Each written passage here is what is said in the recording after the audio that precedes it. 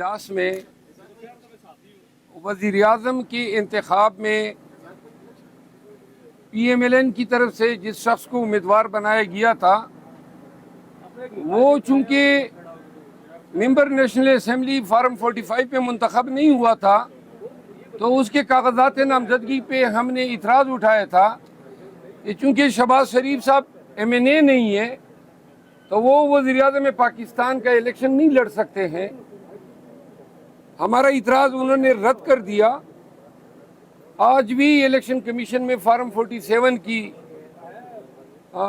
بازگشت سنائی دی جب ابھی ہم رانا صاحب میرے ساتھ کھڑے ہیں. NA 141 پی ٹی آئی کے کینڈیڈیٹ تھے سائے وال سے اور یہ NA 141 سے فارم 45 پہ جیتے تھے تاہم فارم 47 پہ ان کی لیڈ جو تھی 7,500 اس کو ختم کیا گیا اور مخالف امیدوار جو ہیں پی ایم ایل این کے ان کو جتوایا گیا. آج ہماری نالش پہ سماعت تھی. دوسری سائٹ کی وکیل نے مہلت طلب کی ہے. آج کی ایک اہم خبر میں آپ کو دیتا ہوں. اسلام آباد ہائی کورٹ میں بانی chairman P T I Imran Khan صاحب کی طرف سے میں نے اڈیالہ جیل کے سپرڈنٹ کے خلاف توہین عدالت کی درخواست آج دائر کی تھی جو کہ اس میں آج سماعت ہوئی. 10 ایام قبل اسلام آباد ہائی کورٹ کے جج صاحب محترم سردار اعجاز اسحاق خان نے یہ حکم جاری کیا تھا کہ عمران خان کے ساتھ جب بھی ان کی قانونی ٹیم کی ملاقات ہوگی تو جیل حکام کی طرف سے کوئی بھی 2 نازل شدہ فرشتے جو ان کے 2 محتاط اہلکار ہوتے ہیں ایک ہماری جانب بیٹھ جاتا ہے ایک خان صاحب کی جانب اور ہماری تمام گفتگو وہ سماعت یا سنتا ہے. دوسرا ہم نے یہ عذر اٹھایا تھا کہ ہمیں کوئی کاغذات ان کے پاس لے جانے نہیں دیے جاتے اور جو بھی کاغذات ہم لے جاتے ہیں وہ ہم سے زبردستی لیے جاتے ہیں. ان کو سکین اور کاپیاں کر کے بعض اوقات لوٹا دیے جاتے ہیں بعض اوقات لوٹائے بھی نہیں جاتے ہیں. تو تیسری اس میں پٹیشن میں یہ ہماری استدعا تھی کہ پی ٹی آئی کے چند منتخب ایم این ایز اور ایم پی ایز ملنا چاہتے ہیں تو جج صاحب نے ملاقات کی بھی اجازت دی اسٹیشنری لے جانے کی اجازت دی اور سختی سے ممانعت کی کہ خان صاحب کے ساتھ لیگل ٹیم کی میٹنگ کو کوئی جو ہے نہیں سنے گا اور اتنے فاصلے پہ رہے گا کہ کنورسیشن اس کو سنائی نہ دے. تاہم جو ہماری گزشتہ ملاقاتی ہوئی اور آج تک جیل حکام جو ہے مسلسل اس حکم کو پامال کر رہے ہیں جس پہ آج عدالت نے نوٹس لیتے ہوئے ایڈوکیٹ جنرل اسلام آباد کو نوٹس کر دیا ہے اور ساتھ میں جیل سپرڈنٹ اڈیالہ اسد وڑائچ کو توہین عدالت کی الزام میں طلب کر لیا ہے. 3 ایام میں اس سے تحریری حلف پہ رپورٹ بھی طلب کی ہے. یہ آج کی تازہ ترین ہے. ابھی انشاءاللہ نیشنل اسمبلی جا رہے ہیں وہاں کی جو کارروائی ہوگی پھر آپ کے کولیگز کو وہاں پہ بتائیں گے. مروت صاحب ہر انسان کے ساتھ 2 فرشتے ہوتے ہیں. آپ کہہ رہے ہیں 2 فرشتے ہوتے ہیں وہاں پر. ہر انسان کے ساتھ 2 فرشتے ہوتے ہیں. وہ ضروری نہیں ہے کہ ان کا ہونا. اور دوسرا یہ بتائیں سر کہ نیشنل اسمبلی جا رہے ہیں کل بھی وہاں پر جھگڑے والا ماحول بنا. آپ کا فارم ہاؤس بھی میرا گھر میں بھی چھاپا پڑا. لگتا نہیں ہے آپ کو کہ تھوڑا سا ٹھنڈے مزاج سے کام لینا چاہیے تاکہ آپ کو نقصان نہ ہو؟ نقصانات تو اب اتنے ہو گئے ہیں کہ اب نقصان ہی نہیں رہا. اب تو ہمارے ذہن میں کوئی بھی نقصان کوئی حیثیت ہی نہیں رکھتا ہے.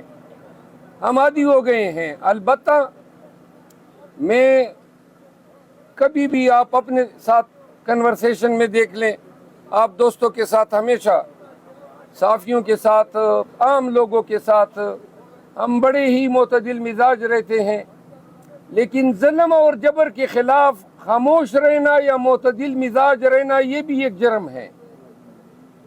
ایگریشن جو انسانی حقوق کے خلاف ہو رہی ہے. ہم آپ لوگوں کی آواز ہیں. ہم پاکستانیوں کی آواز ہے. آپ کے لیے پاکستانیوں کے حق کے لیے ہم نے اس جبر کے ماحول میں پورے تمتراک کے ساتھ آواز اٹھایا ہوا ہے.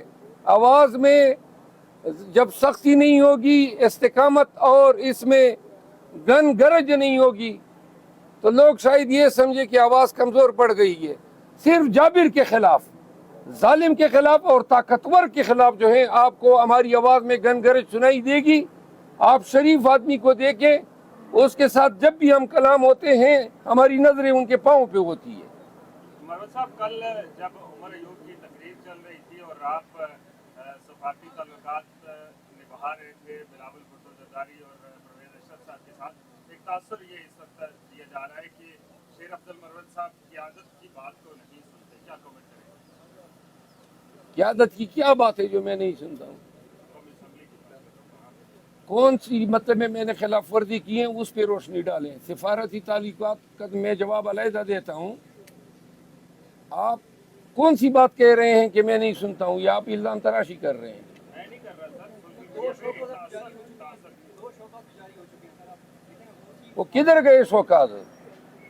آپ تو نہیں جاری کریں گے؟ عوام کے مسائل کو آپ اسمبلی میں حل کریں گے یا رفتے آپ احتجاج کریں گے؟ نہیں، اسمبلی میں تو مسائل حل نہیں ہوتے ہیں. اسمبلی میں تو مسائل پیدا ہوتے ہیں. یہ مسئلہ اسمبلی میں پیدا ہوا ہے. یہ جو اجنبی لوگ ایم این اے بن کے بیٹھے ہیں، شہباز شریف صاحب جو ہیں حلف کے لیے اب اس نے شیروانی بھی اپنے ناپ کی سلوائی ہوگی اور پہن کے پھر حلف بھی اٹھائے گا. اسمبلی جو ہے وہ موجودہ وقت میں، اس دن سپیکر کہہ رہا تھا کہ پاکستان کا طاقتور ترین ایوان ہے. اس طاقتور ترین ایوان کی آپ حالت زار دیکھ لیں. میں اس کا ممبر ہوں. کل نہیں پرسوں پنڈی کی پولیس دن دہاڑے غنڈوں کی طرح سڑک پہ میری گاڑی کا راستہ روک کے کھڑی ہو گئی، بندوقیں اتار لائی. اب کیا جرم ہے میرا؟ سڑک پہ نہیں جا سکتا ہوں. یعنی کہ آپ سوچیں نا. اور پھر جب میں نکلنے لگا تو گاڑی کو ٹکر بھی مار دی. حضرات، جب کوئی ظلم کرتا ہے نا تو ظالم کے آگے کوئی نرمی سے بات نہیں کرتا ہے. پاکستانیوں نے سب نے اگر 9 مئی کے بعد ظلم اور جبر کے خلاف آنکھیں نکال کے کھڑے ہو جاتے تو یہ خوف کی فضا کبھی پھیلتی ہی نہیں. پوری قوم کو بیمار کر دیا اس خوف نے. پوری قوم کو انہوں نے جو ہے ڈر اور خوف میں مبتلا کر کے نفسیاتی مریض بنا دیا ہے. ہمارا فرض ہے، آپ کا فرض ہے کہ ہم اپنے بیانات سے، اپنے اقتباسات سے، کوٹیشن سے، اشعار سے قوم کی سائیکولوجیکل تھراپی کریں. یقین کریں ان کو سالوں لگیں گے اس خوف کی فضا سے نکلنے میں.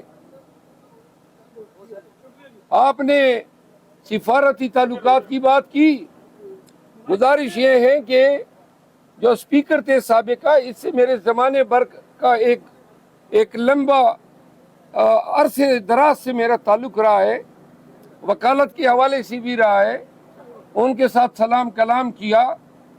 ایک طرف آپ کہتے ہیں ہر وقت لڑتے ہو، جب میں کسی سے سلام کلام کرتا ہوں پھر اس پہ بھی آپ کو اعتراض ہو گیا.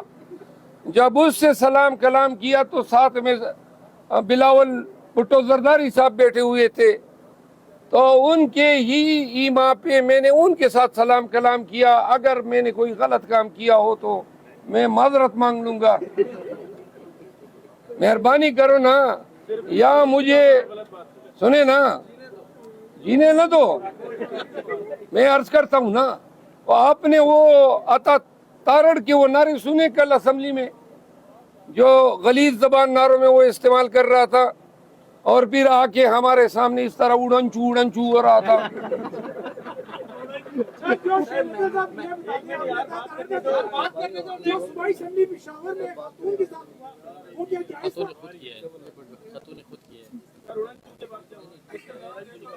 سنے نا جی، وہ اس طرح اڑنچو اڑنچو ہو رہا تھا اور ساتھ میں غلط نعرے لگا رہا تھا. میں قسمن کہتا ہوں کہ لمحوں کی دیر تھی، عطا تارڑ اڑ چکا تھا، لیکن بس اللہ نے کرم کیا.